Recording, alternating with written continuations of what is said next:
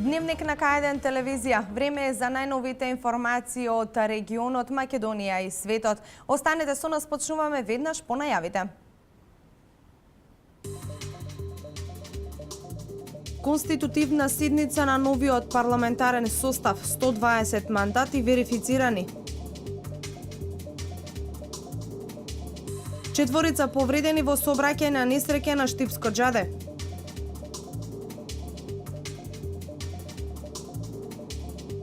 Во Кавадарци избрани најдобрите спортисти за 2016 година.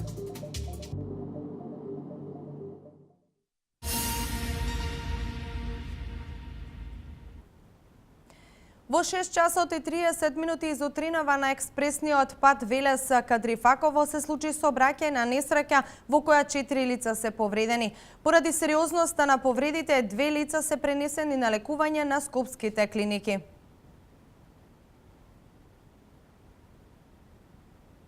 Четири лица се повредени во сообраќај на несреќа која утринава се случи на експресниот пат Велес-Кадрифаково. Во непосредна близина на Велешката депонија директно се судрија 2 автомобили. Со возила на итната медицинска служба повредените се пренесени во Велешката болница. Утро во околу 7 часот во нашата болница на хируршките оделенија донесени се повредени во сообраќајка. Повредените се маж и жена на возраст околу 50 години. Жената со политраума, со повреда на скалпот, на глава, во кома. И машкото е повредено исто политравматизирано со примерни повреди на стомачна регија за понатамошно исследување компјутери и магнет, испратено во Скопје. На местото на несреќата полицијата изврши увид. Тој треба да го даде одговорот која е причината за настанување на несреќата. Неофицијално, автомобилот кој доаѓал од кај Лозово од засега непознати причини преминало на спротивната страна и директно се удрило во пунто со велешки регистарски таблички.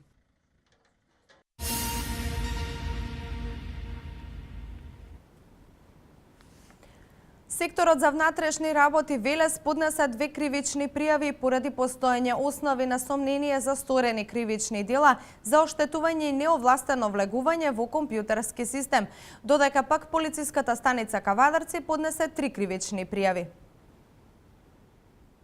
Кривична пријава против 32 годишната велешанка МТ поднесе секторот за внатрешни работи Велес поради постоење основи на сомнение за сторено кривично дело, оштетување и невластено навлегување во компјутерски систем. Имено на 4 октомври годинава, пријавената ја искористила приликата кога оштетената ЕИ ја заборавила картичката во банкомат и неовластено продолжила со трансакцијата подигнувајќи 10.000 денари. СВР Велес поднесе кривична пријава и против лицето ЛЦ на 30 годишна возраст од Велес поради постоење основи на сомнение за сторено кривично дело оштетување и неовластено навлегување во компјутерски систем. На 27 април оваа година пријавениот, искористувајќи згодна прилика од патничко моторно возило Тико, собственост на ЛЈ, кое било паркирано во близина на фабриката Димче Мирчев во Велес, го одзел неговиот мобилен телефон и паричник во кој имало картичка Виза Електрон, собственост на оштетениот. После тоа истиот од банкоматот картичката подигнал 1000 денари. Полициската станица пак од Кавадарци поднесе кривична пријава против 31 годишниот ЦБ од Кавадарци поради постоење основи на сомнение за сторено кривично дело, недозволено изработување, држење и тргување со оружје или распрскувачки материјали. На 2 август годинава при сообраќајна контрола пријавениот е затекнат како во патнички автомобил неовластено држи огнено оружје пушка без серијски број, еден боев куршум калибар 7,62 мм и 2 метални држачи за куршуми за полуавтоматска пушка. Кривична пријава е поднесена и против ВД, 55 години, од Кавадарци, поради постоење основи на сомнение за сторени кривични дела, повреда на слободата на определување на избирачите и уништување на изборен материјал. И уште една кривична пријава од полициската станица од Кавадарци овој пат против 16-годишник од Гевгелија и двајца малолетници од Кавадарци поради постоење основи на сомнение за сторено кривично дело разбојништво. На 25 септември оваа година околу 23 часот на улица Видоес Милевски Бато во Кавадарци пријавените го пресретнале лицето АИ од Кавадарци, му го попречиле патот и му побарале пари, но откако им кажал дека нема, почнале да го удираат во пределот на главата пошто паднал на земјата, па му одзеле паричник во кој имало 800 до 900 денари и мобилен телефон, пошто побегнале од местото на настанот.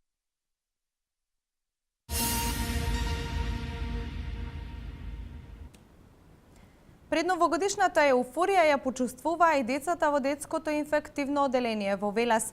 Традиционално и годинава градоначалникот Чадиев со новогодишне пакетчиња им честиташе новата година и божикните празници. Меѓу другото, поради големиот број на заболени деца, лекарите со порака да пијат многу течности и да не излегуваат во гужва. Со желба за поскоро оздравување, градоначалникот на општина Велес Славчо Чадиев им ја честиташе новата година и божичните празници на децата во детско и инфективно одделение при општата болница во Велес, доделувајќи им пакетчиња. Традиционално, локалната самоуправа донира и секоја нова година им ги разубавува празниците на децата. Со години, секоја нова година, општина Велес донира низ сите установи кај што има мали деца, лица со посебни потреби и така натаму. Поделуваме пакетчиња, така и оваа година сме тука заедно со менеджментот, со докторите од детското оделение во Велес. Оваа нова година во болницата има голем број болни деца, лекарите со порака. Многу течности, витаминотерапија и не многу излегување, не мешање во голема група. Би им посакала на сите дечиња побрзо оздравување и во новата година да бидат добри и здрави. На детското одделение во моментов има 35 деца кои што се на болничко лекување, додека 85 доаѓаат секојдневно да примаат терапија, вели директорот на општата болница Велес доктор Атанас Василев. Да кажам за сите граѓани во Велес дека имаме и доволно лекови и персоналот го појачавме за новогодишните празници, така да очекуваме да немаме некои посебни проблеми со грипот. Иако во моментов детското и инфективното одделение се преполни со болни од вирусни заболувања, односно сезонскиот грип, од менеджментот на болницата велат дека се подготвени да одговорат на потребите на граѓаните.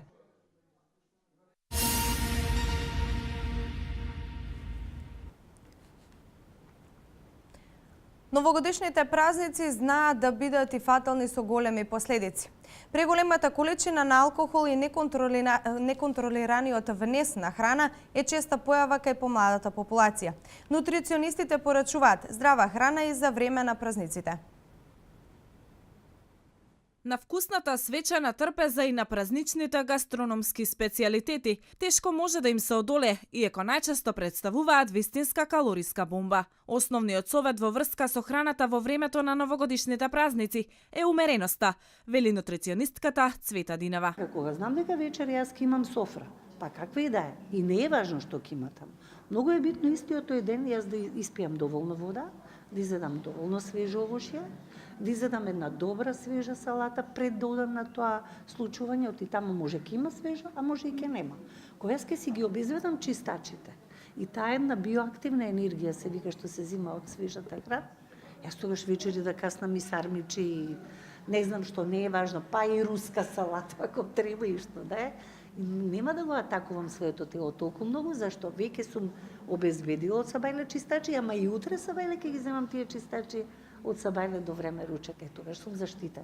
За празничната трпеза би требало да се сетите дека преобилните и нездрави оброци доведуваат до непотребно оптоварување на органите за варење, но и на целокупниот човечки организам, рече Динева. Не да одиме денес ке јадеме се и се што, па вечер кога ќе влеземе на суфра пак се и се што и после болни. Па болни не може, отровите се држат во телото, во дебелото црево, не може да се исчисти хемороиди, значи кај секој втор човек хемороидите работат. Зошто? Токму заради овие работи.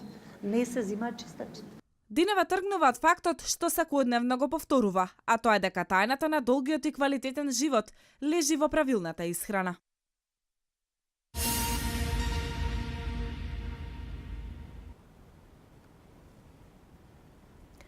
Денеска е последниот училишен ден од првото полугодие за учебната 2016-2017 година за околу 270.000 ученици, од кои 188.000 основци и 80.000 средношколци. Зимскиот распуст ќе трае до 18 јануари 2017 година, кога и ќе продолжи наставата.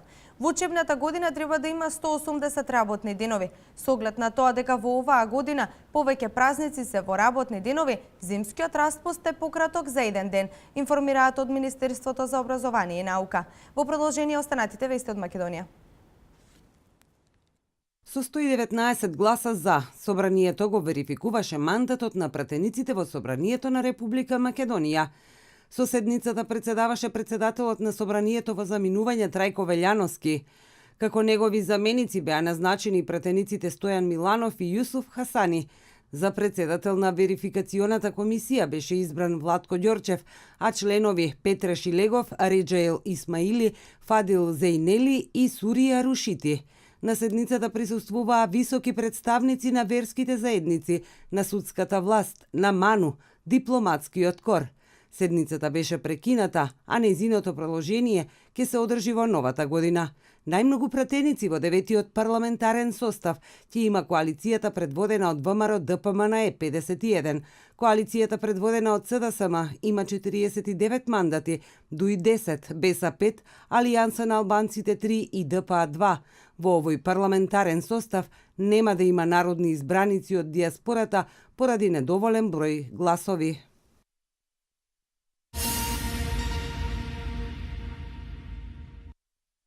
Раст од 3% според проекцијата на владата се очекува следната година на македонската економија и 3,5% според Народната банка на Република Македонија. Очекувањата на владата се дека растот на економската активност следната година ќе биде придвижен од извозот на стоки и услуги, кој е проектиран со раст од 6% на реална основа, разрешувањето на политичката криза со завршувањето на изборите, врз довербата на домашните компании, што би придонело за зголемен раст на инвестициите и потрошувачката. Градежништвото се очекува да има раст од 5,2%, услужниот сектор 2,8%, земјоделскиот сектор 2,3% и индустријата раст од околу 2%. Годинава што изминува се очекува да заврши со раст на брутодомашниот производ над проекцијата од 2,3%. Народна банка на Република Македонија очекува закрепнувањето на економијата и растот да достигне 3,5% во 2017 и 2,7% во 2018 година. Носители на растот за годинава се инвестициите и увозот, а дополнителен импулс дава и приватната потрошувачка.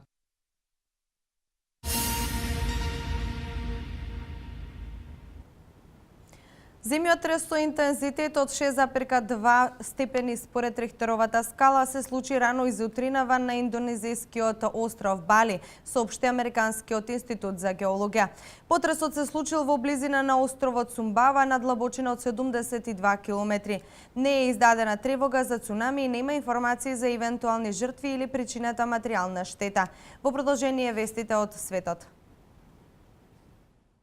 Соединетите американски држави протерале 35 руски дипломати и ги затвориле двата руски објекти во Њујорк и во Мериленд. Тоа е одговор на кампањата на застрашувањата на американските дипломати во Москва од страна на Русија. Изјави неименувано високо американско официјално лице за Reuters. Тој сакал да остане анонимен и додал дека на руските дипломати им бил даден рок од 72 часа да ја напуштат државата. Министер за надворешни работи на Русија Сергеј Лавров денеска соопшти дека му предложил на председателот на Русија Владимир Путин од земјата да бидат протерани 35 американски дипломати, како против мерка ден откако Соединетите американски држави објавија низа санкции кон Москва поради обвинување за хакирање со цел мешање во американските избори. По ова председателот на Русија Владимир Путин одлучи да не се бркаат американски дипломати од Русија како одговор на новите санкции на Вашингтон против Москва, соопшти прес-службата на Кремљ, пренесува ТАСС. Нема да создаваме проблеми на американските дипломати, никого не протеруваме, изјави Путин.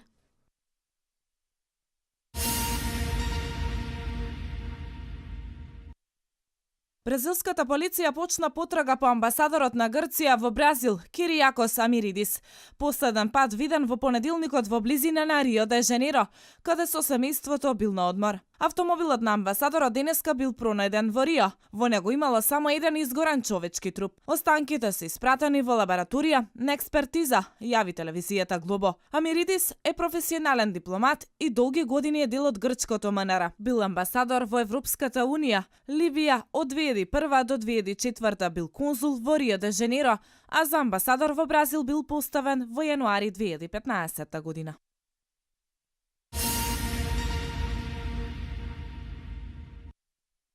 Примирието во Сирија, договорено со посредство на Русија и Турција, стапи во сила денеска на полноќ по локално време. Со договорот не се опфатени терористички групи, како што Исламската држава. Сириската влада смета дека примирието е вистинска можност за политичко решение на речиси 6-годишната војна во таа држава.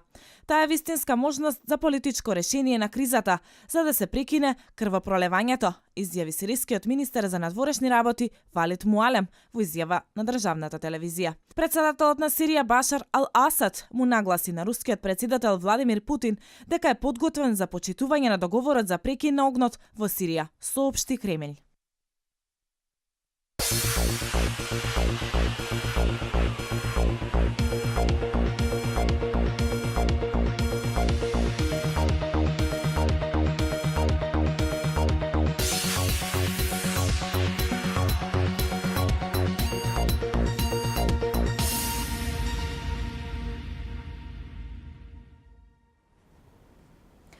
Умерено облачно со сончеви периоди, ветровито и студено. Вакво време имавме во текот на денот. Дуваше северозападен и североисточен ветар. Дневната температура се движеше во интервалот од -5 до 5 степени. Деталите во продолжение.